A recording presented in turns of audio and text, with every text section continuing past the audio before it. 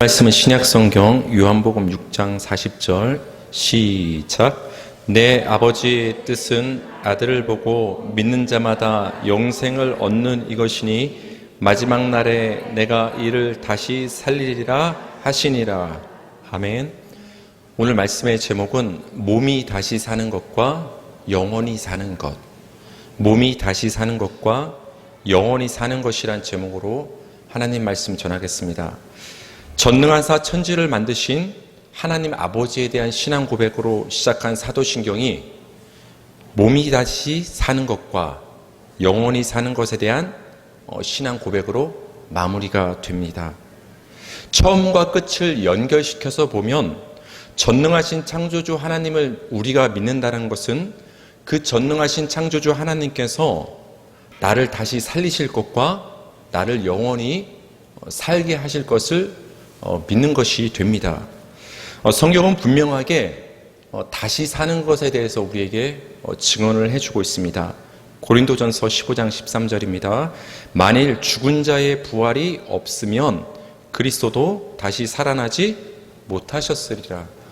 그러니까 예수님만 특별하게 살아나신 것이 아니라 모든 죽은 자는 살아나게 하시는 하나님의 그 법칙이 있기 때문에 그 법칙에 의해서 예수님께서 첫 번째 열매로서 살아나신 것이고, 모든 인간은 죽을지라도 반드시 다시 살아나게 된다는 것입니다. 다시 살아남의 전제는 여러분 죽음입니다. 죽었기 때문에 다시 살아난다는 우리가 말을 쓸 수가 있는 것이겠죠. 먼저 죽음이 있었기 때문에 다시 살아남이 있는 것입니다. 우리는 보통 죽는다고 하면 혼이, 영혼이 죽는다고 얘기하지 않고 무엇이 죽는다고 하죠? 사실 몸이 죽죠. 신앙, 종교를 떠나서 보통 우리가 사람이 죽었다 이렇게 얘기할 때는 몸이 죽은 것을 우리가 가리키는 것입니다. 그래서 죽은 자들의 다시 살아남을 우리가 얘기하는데 등장하는 단어가 바로 몸입니다. 몸이라는 단어가 등장한다는 것입니다. 고린도전서 15장 35절입니다. 읽겠습니다. 시작. 누가 묻기를 죽은 자들이 어떻게 다시 살아나며 어떠한 몸으로 오느냐 하리니. 그러니까 죽은 자들이 살아난다는 얘기를 우리가 듣는데 그 죽은 자들이 살아나면 어떠한 몸으로 그들이 다시 살아나느냐, 몸이 다시 살아남, 몸의 부활에 대해서 얘기를 한다라는 것입니다. 그래서 사도신경에서도 다시 사는 것을 믿습니다라고 표현할 수도 있지만 좀 더 구체적으로 이렇게 고백하는 거예요. 몸이 다시 사는 것을 믿습니다. 우리 성도는 언젠가 우리 몸이 다시 사는 것을 믿는 것입니다. 보통 사람을 우리는 영혼과 몸으로 구분할 때 몸보다는 영혼이 더 존귀하고 고상한 것으로 이렇게 인식을 하고 간주를 합니다. 그래서 몸과 관련된 것을 조금 더 금기시하고 우리 기독교인들은 좀 육체적인 어떤 즐거움을 멀리하는 게 낫다라고 생각을 하기도 합니다. 그래서 극단적인 금욕주의에 빠지기도 합니다. 영은 좀 신성한 거, 우리가 추구해야 될 것. 그러나 몸은 이 세상에 있을 때 잠시 잠깐 잊고 있는 이 몸이기 때문에 영혼보단 그렇게 소중하지 않은 것. 이분법적으로 나눠서 우리는 사고하는 경향이 있다는 거예요. 이러한 사고는 오늘날도 문제가 되지만 예수님 당시 1세기 초대교회 당시에서도 이런 잘못된 이분법적 두 개로 몸과 영을 나눠서 생각하는 그 이단적인 사상이 예수님 당시에도 문제가 있었어요. 우리가 이해하기 쉽게 사람을 영혼과 몸으로 구분해서 보는 것이지, 사실 사람이라고 말할 때 그 사람은 영과 몸이 합쳐질 때 비로소 온전한 사람인 거예요. 그렇기 때문에 영혼만큼 존귀하고 중요한 것이 몸인 줄 믿으시기 바랍니다. 그래서 예수님이 다시 살아나셨다는 말도 예수님의 몸이 다시 살아나셨다는 말이 되는 거예요. 그래서 예수님이 살아나신 다음에 제자들에게 나타나서 어떻게 하셨죠? 못자국과 옆구리의 창자국을 만져보라고 하신 거예요. 몸이 있으시기 때문에. 그리고 제자들의 그 바닷가를 찾아가셔서 어떻게 하셨죠? 같이 음식을 드셨지 않습니까? 몸이 있다라는 거예요. 예수님도 몸이 부활하신 거예요. 죽은 자들이 다시 살아났을 때 이 몸에 대해서 바울은 우리에게 정확히 얘기를 해주고 있습니다. 고린도전서 15장 42절에서 44절인데요. 제가 읽어드릴게요. 죽은 자의 부활도 그와 같으니, 즉 몸이 부활한다는 것입니다. 썩을 것으로 심고 썩지 아니할 것으로 다시 살아나며, 욕된 것으로 심고 영광스러운 것으로 다시 살아나며, 약한 것으로 심고 강한 것으로 다시 살아나며, 육의 몸으로 심고 신령한 몸으로 다시 살아나나니, 육의 몸이 있은즉도 영의 몸도 있느니라. 여러분, 여기 보면 신령한 몸이란 단어가 있고 영의 몸이란 단어가 있는데, 사실 같은 단어인데 좀 우리말 번역할 때 조금 신령한 몸, 영의 몸 구분을 해서 좀 헷갈리는데 같은 단어입니다. 신령한 몸은 곧 영의 몸을 가리킵니다. 여러분, 몸이 부활했을 때 그 부활체, 그 몸에 대해서 지금 뭐라고 얘기를 해줍니까? 썩지 않는다고 얘기를 해주고 있어요. 썩지 않는 몸, 영광스러운 몸, 강한 몸, 그리고 신령한 영의 몸이라는 거예요. 나중에 우리 몸이 부활할 때 우리는 이런 부활의 영광스러운 몸을 입게 된다는 것입니다. 우리 아이가 질문을 저한테 한다고 했죠. 아빠, 천국 가면 아빠랑 나랑 만날 텐데 나도 할머니고 아빠도 할아버지면 어떻게 되는 거야? 여러분, 우리 어렸을 때 항상 궁금한 질문 아닙니까? 거기에 대해서 설명을 저는 솔직히 정확한 답을 해줄 수는 없었어요. 그래서 신학자들 중에서는 어떤 예수님의 어떤 활동하셨던 나이를 근거로 해서, 사람의 생물학적인 나이를 근거로 해서 아마 천국에 가면 가장 신체 활동이 왕성한 아름다운 32세에서 33세의 나이로 다 통일돼서 천국에서 만날 것이다, 이렇게 말씀하시는 분들도 있어요. 사실 그건 중요한 것이 아니죠. 사실 어떤 모습으로 우리 인간의 기준으로 봤을 때 어떤 나이로 만나는지 모르겠어요. 참 애매하죠. 제 그 딸과 제가 만났을 때 할아버지 할머니로 만나면 이거 어떻게 되는 건지, 그렇죠? 둘 다 젊은 모습으로 만나면 또 어떻게 되는 건지. 우리가 다시 살아나는 몸이 어떤 몸인지 지금은 정확히 알 수는 없지만 분명한 것은 지금의 몸과는 다르게 썩지 아니할 몸으로 우리는 부활한다는 거예요. 여기에 소망을 두시기 바랍니다. 우리 몸은 지금 약한 몸이지만 다시는 아프지 않는 강한 몸으로 부활한다는 거예요. 지금보다 영광스러운 몸으로 우리는 입게 된다는 거예요. 지금은 육의 몸을 입고 있지만은 신령한 몸을 우리는 반드시 입게 된다는 거예요. 이 부활의 몸에 소망을 품으시기 바랍니다. 그렇다면 여러분, 언제 우리 몸이 다시 썩지 않는 영광스러운 영의 몸으로 변화하게 될 것입니까? 먼저 우리는 이러한 몸으로 살아나기 전에 죽은 자들이 지금 어떤 상태로 어디에 있는가를 간략히 알 필요가 있습니다. 저는 영혼육 인간론이라는 그 설교 시리즈에서 정확히 사람의 어떤 그 영과 혼과 육에 대해서, 그리고 죽은 후의 상태에 대해서 이제 말씀을 드렸으니까 여러분께서 자세한 건 이제 참고를 해 주시고요. 간단히 말씀을 드리면, 예수님을 믿다가 죽은 자들은 그 몸은 이 땅에 있지만, 이 땅에서 썩어지지만 그 영혼은 하늘 낙원에 가서 하나님과 예수님과 함께 있는 것입니다. 그러니까 그들은 천국의 하늘나라에 있지만 아직은 몸은 없는 상태로, 영혼의 상태로만 지금은 하늘의 낙원에 가 있다는 것입니다. 이렇게 하늘 낙원에 있는 영혼이, 몸이 다시 사는 것, 그 부활의 때가 언제이냐에 대해서 예수님은 우리에게 말씀을 해 주셨습니다. 요한복음 6장 39절 다 같이 읽겠습니다. 시작. 나를 보내신 이의 뜻은 내게 주신 자 중에 내가 하나도 잃어버리지 아니하고 마지막 날에 다시 살리는 이것이니라. 마지막 날에, 성경에서 마지막 날, 이 말이 뭐냐면 하나님의 심판의 때요, 우리 성도에게는 구원의 때가 되는 거예요. 예수님이 이 땅에 다시 재림하시고 강림하시는 그 마지막 세상의 때를 가리키는 거예요. 그때 예수님께서, 하나님이 예수님에게 주신 자들을 어떻게 하신다? 다시 살리신다. 다시 살리신다는 것은 그 몸을 살리신다라는 거예요.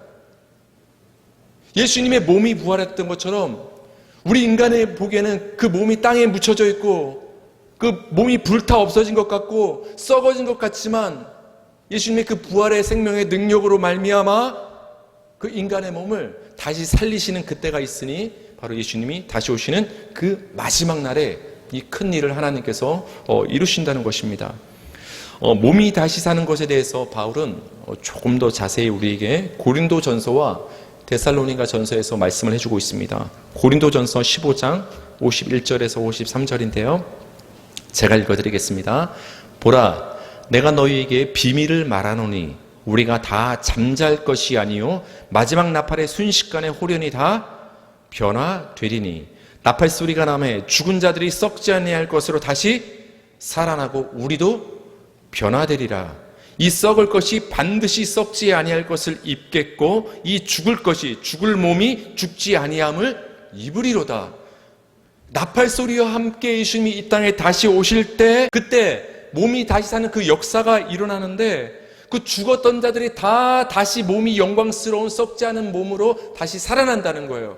그렇다면 그때 살아있는 믿는 자들은 어떻게 될까요? 그 믿는 자들로 비록 죽지는 않았지만은 그 부활의 몸처럼 영광스럽게 변화가 된다라는 거예요.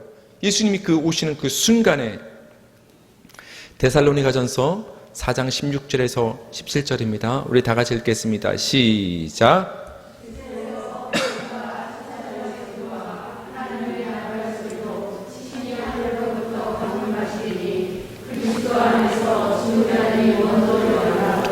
그 후에 우리 살아남은 자들도 그들과 함께 구름 속으로 끌어올려 공중에서 주를 영접하게 하시리니 그리하여 우리가 항상 주와 함께 있으리라. 주님이 이 땅에 다시 오실 때 먼저 예수님을 믿었던 죽은 자들이 부활하고 그 뒤에 지금 예수님을 믿는 살아있는 자들이 부활의 몸으로 영광스러운 몸으로 썩지 않는 영의 몸으로 변화가 된다라는 거예요. 예수님이 다시 오시는 그때.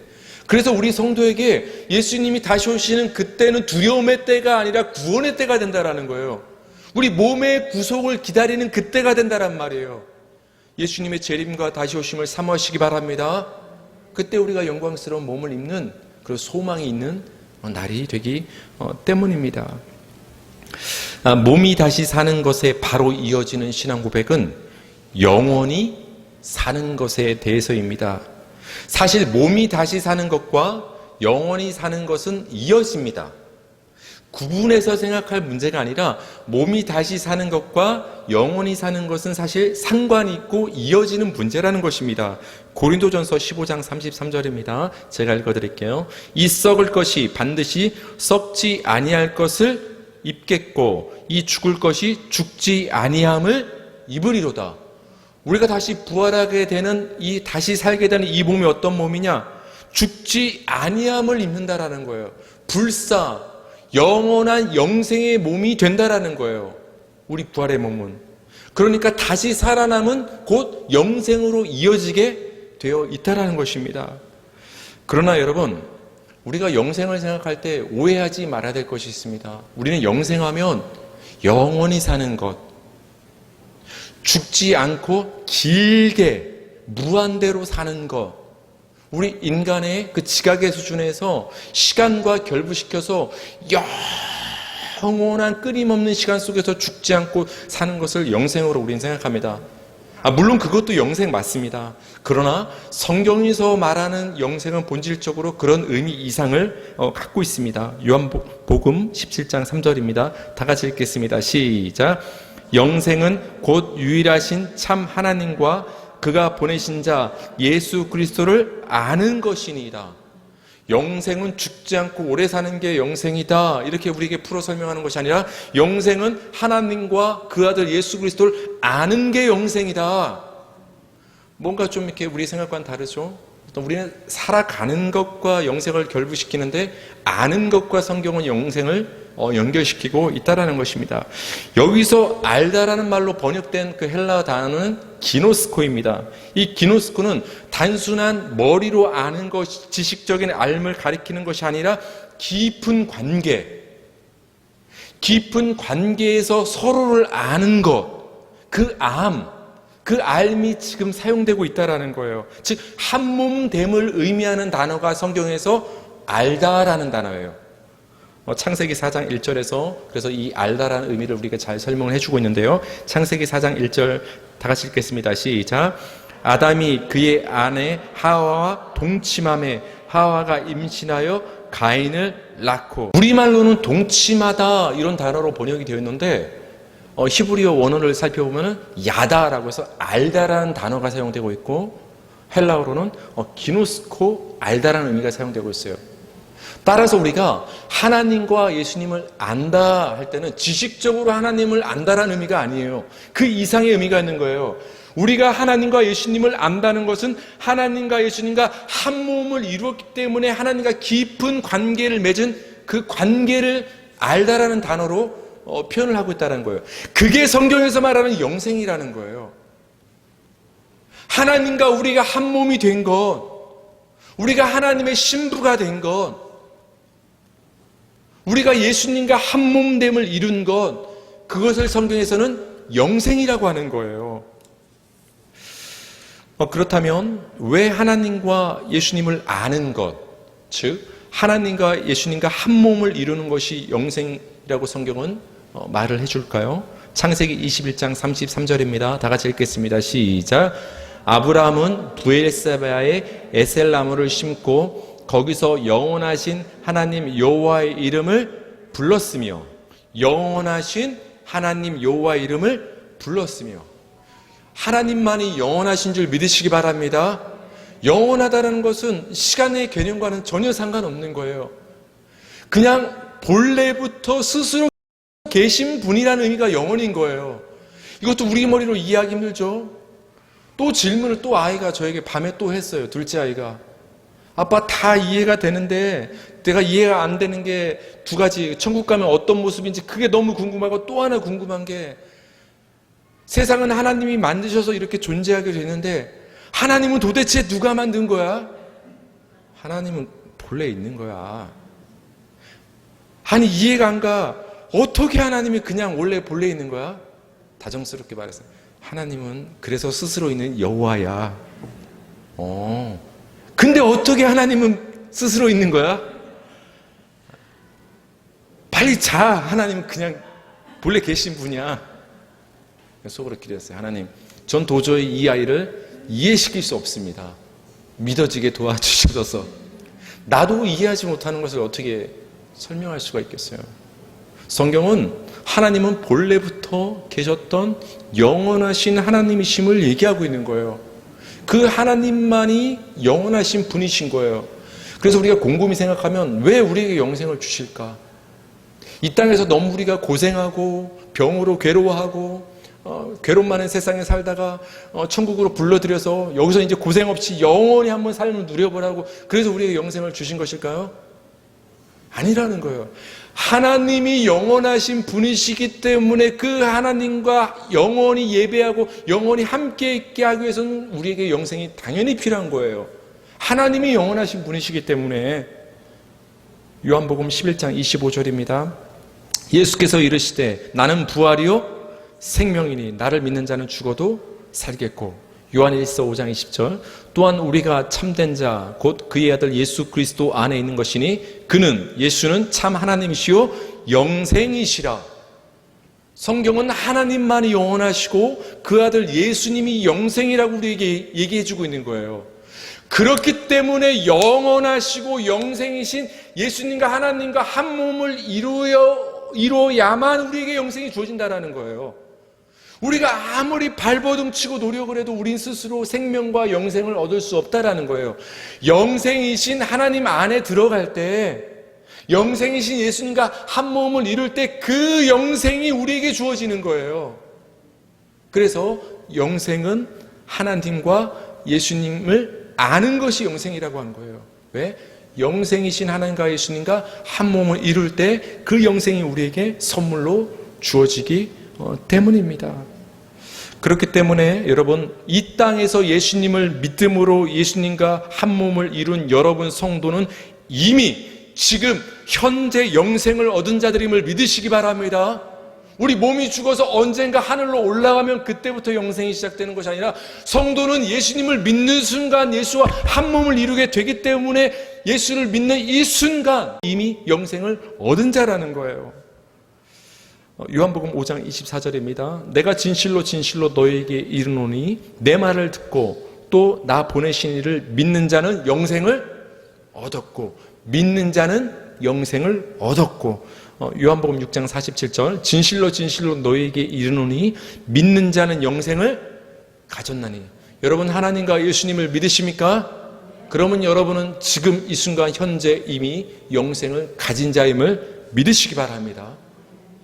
말씀을 결론 내길 원합니다. 오늘 말씀의 본문인데요, 요한복음 6장 40절을 우리가 다시 한번 새겨 보며 읽어보겠습니다. 요한복음 6장 40절 시작. 내 아버지의 뜻은 아들을 보고 믿는 자마다 영생을 얻는 이것이니 마지막 날에 내가 이를 다시 살리리라 하시니라. 영생을 얻는 것과 마지막 날에 다시 살리시는 것이 연결되고 있죠, 여러분. 믿는 자는 영생을 얻고 마지막 날에 다시 살아난다. 사도신경의 고백과 같죠. 몸이 다시 사는 것과 영원히 사는 것이 연결되는 것처럼 지금도 그 두 가지가 연결되고 있다는 거예요.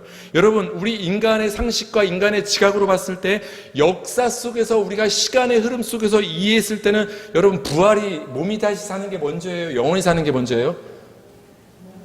우리 인간의 수준으로 이해하자면, 그렇죠? 우리 몸이 다시 예수님 오시는 그 순간에 몸이 다시 살아난 다음에 천국에 들어가서 영원히 사는 것, 시간의 흐름 속에서 우리의 수준으로는 그렇게밖에 이해가 안 돼요.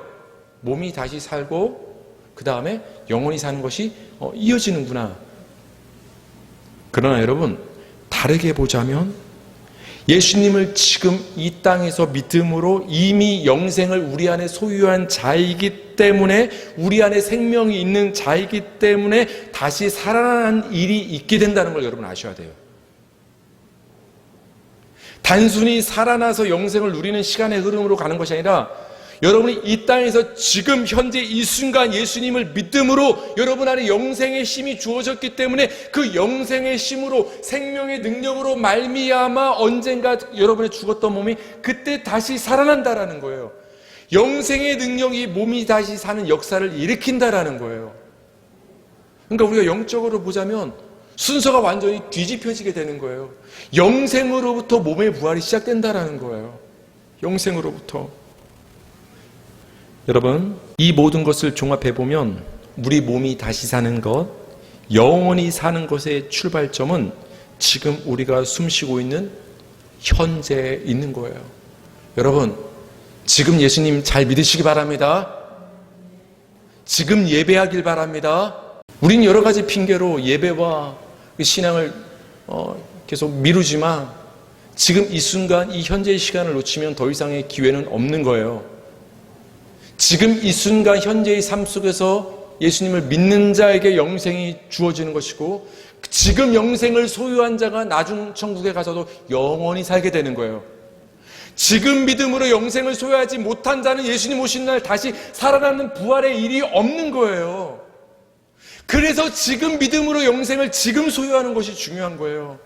영생을 소유해야 주님 오시는 그날 우리 몸이 다시 살게 되는 것이고, 그 부활의 몸을 입고서 그 영원한 천국에 가서 새하늘과 새 땅에 가서 영원한 복락을 누리게 되는 것입니다.